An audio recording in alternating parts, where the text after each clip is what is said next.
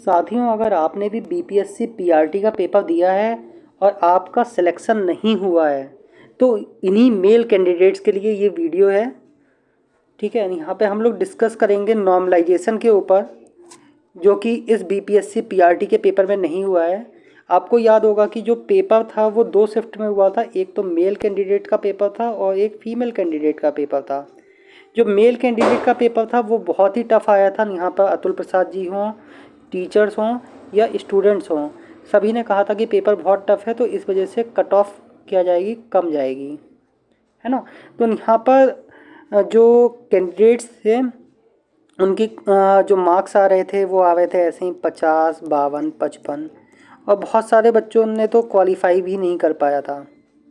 वहीं दूसरी साइड अगर देखें तो जो फीमेल कैंडिडेट्स थे, फीमेल कैंडिडेट्स का जो पेपर था उसमें जो मार्क्स आ रहे थे बच्चों के वो आ रहे थे 60, 70, 80, 90। अगर आप नहीं मान रहे हैं मेरी बात तो उस दिन की वीडियो उठा के देख लीजिए, जहाँ पर बच्चों से सवाल पूछे गए हैं। तो मेल कैंडिडेट तो बहुत नाराज़ थे, बट फीमेल कैंडिडेट्स ने ये कहा था कि हाँ पेपर सही था, नॉर्मल था, और मेरे 20 क्वेश्चन छूट गए हैं, 30 क्वेश्चन छूट गए हैं, तो लगभग मैंने 80%, 90% पेपर मुझे आता था। तो आप समझ सकते हैं कि कहीं ना कहीं उनके जो नंबर हैं वो 80, 80, 90, 90, 90 तक आए हैं।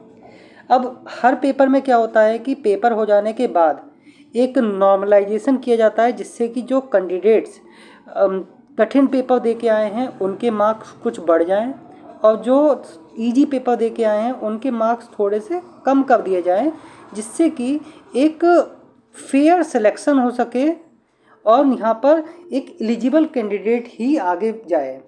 लेकिन यहाँ पे इस तरह का कुछ भी नहीं हुआ, जिस वजह से जो कट ऑफ है वो अनएक्सपेक्टेड गई है। यूट्यूब वाले जो टीचर्स थे वो भी गलत नहीं थे, इसके अलावा जो स्टूडेंट्स थे वो भी गलत नहीं थे।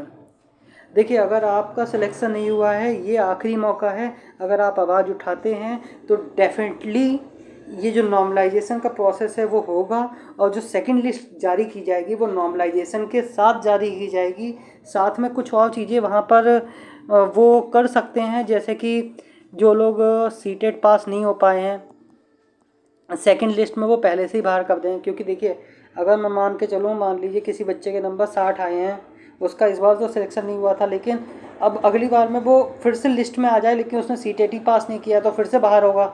इससे अच्छा जो पहले से वो वेरीफाई कर लें कि भाई सीटेट पास है नहीं है, तो अगर नहीं है तो पहले से ही बाहर कर दो। इसके अलावा जो नियोजित शिक्षक वाला मामला चल रहा है वो तो चल ही रहा है। साथ में क्या है कि यहाँ पर जो बच्चे डीएलएड में पास नहीं हुए हैं, सेकेंड ईयर के बच्चे जो थे, उन बच्चों का भी पहले से वेरिफिकेशन करके उन लोगों को भी आप बाहर कर सकते हो, एक बार अपलोड करवा सकते हो। देखिए, जल्दी किसी चीज़ की नहीं है। अगर 1 महीना लेट भी हो जाएगा ना, कोई बात नहीं है, लेकिन पूरी ज़िंदगी का सवाल है। तो अगर आपको ये जो वीडियो है वो अच्छी लग रही है और आप भी चाहते हैं कि नॉर्मलाइजेशन हो या फिर सेपरेट कट ऑफ आए, ठीक है, जिसका पेपर इजी था तो उसकी उस हिसाब से कट ऑफ जाएगी, जिसका पेपर टफ था उसकी उस हिसाब से कट ऑफ जाएगी।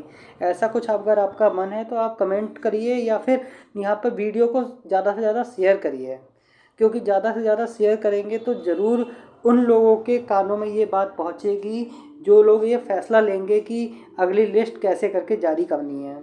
और मैं बस इतना चाहता हूँ कि यहाँ पर जो बात है वो पहुँचे लोगों के पास और सबको बेनिफिट मिले। अगर बात अच्छी लगी हो तो वीडियो शेयर करिएगा। धन्यवाद।